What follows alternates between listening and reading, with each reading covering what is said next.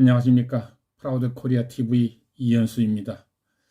며칠 전 아내와 함께 건국전쟁이라는 다큐 영화를 보고 왔습니다.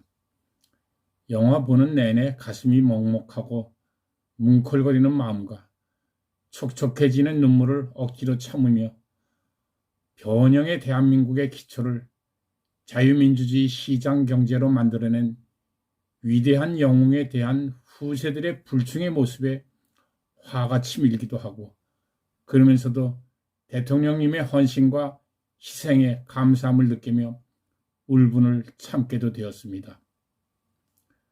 영화를 보며 놀랐던 것은 제가 2023년 7월 20일부터 8월 15일까지 올렸던 건국의 아버지 이승만에 대한 5편의 영상과 같은 내용이 많았습니다. 팩트에 입각한 올바른 역사를 쓰고 싶었던 같은 작가로서의 마음이 통했나 봅니다. 특히 농지개혁을 시작으로 의무교육 제도의 도입과 문맹퇴치운동, 양반제도를 뿌리 뽑고 남녀에게 동등한 교육 기회 보장, 탁월한 외교력으로 한미 상호 방위 조약 체결과 독도를 지키기 위한 동해상의 이승만 라인 설정 등의 묘사가 거의 같았습니다. 해마다 8월 15일이 되면 지금의 동대문 운동장인 서울운동장에 1945년생 해방둥이와 1948년생 건국둥이를 운동장 맨 앞에 여러 분야의 국민 대표와 함께 참석시켜 광복절과 건국절 행사를 하였는데, 1948년생인 제 자신도 초등학교 때 몇 차례 참석하여 지근거리에서 이승만 대통령을 본 기억이 새롭습니다. 그리고 고등학교 2학년 때인 1965년 7월 가족장이지만 국장의 버금가는 뒤늦은 예우로 치러진 장례는 이화장에서 동작동 국립묘지까지 연도를 가득 메운 온 국민의 울부짖는 통곡 속에 장엄하고 엄숙하게 치러졌고, 그때까지 이승만 대통령에게 비판적이던 언론을 포함한 모든 세력이 애도하며 그분의 업적을 높이기 시작했습니다. 그렇게 돌아가신 후에야 온 국민의 영웅이 되셨으나 언제부터인가 오히려 국민을 죽인 살인마로 몰아세우고 오히려 국민을 학살시킨 북한 김일성을 칭송하는 세력들이 꿈틀거리다가 급기야 정치 세력화되어 있는 현실이 안타깝고 이들에게 속고 있는 소수의 국민들이 안쓰럽기까지 합니다.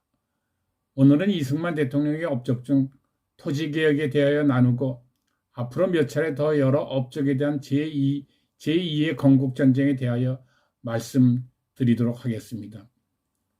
북한 김일성은 이승만 정부보다 먼저 토지개혁을 단행했습니다. 명분은 지주들에게 무상으로 몰수하여 인민들에게 무상으로 공급한다는 내용인데, 무상 공급이라는 내용에 온 인민들이 속은 것입니다. 공산주의는 사유재산을 인정하지 않고 있습니다.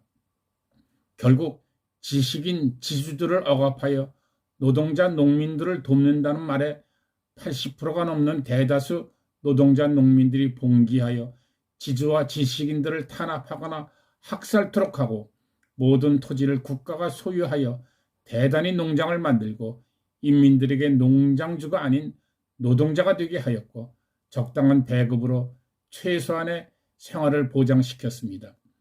그러나 70여 년이 지난 지금은 세계에서 가장 가난한 나라로 전락하고 말았습니다.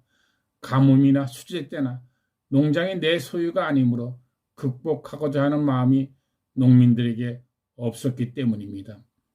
반면에 이승만 대통령은 지주들에게 유상으로 매입하여 소작인들에게 유상으로 토지 문서와 함께 물려주되 토지대금은 농사짓고 수익금 일부로 수년 동안 나누어서 납부하도록 했습니다. 수천 년 동안 내 땅 한 뼘 가져보지 못했던 영세 소작인에게 자신의 이름으로 농지가 생기므로 그 땅에서 열심히 농사지어서 자녀들 대학 공부시키고 공부한 자녀들이 국가에 대한 고마움을 여러 방면에서 열심히 일함으로 보답하게 한 그야말로 백년대계를 향한 개혁정책입니다.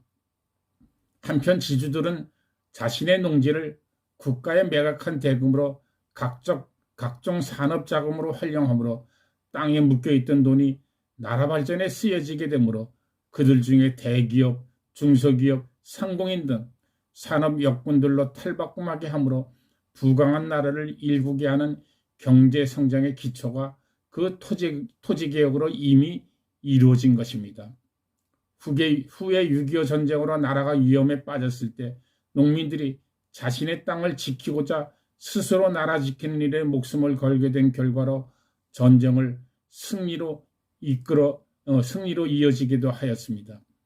오늘은 여기까지 하고 다음 시간에 포로 석방으로 한미 상호 방위 조약을 체결하게 된 말씀을 나누도록 하겠습니다. 감사합니다.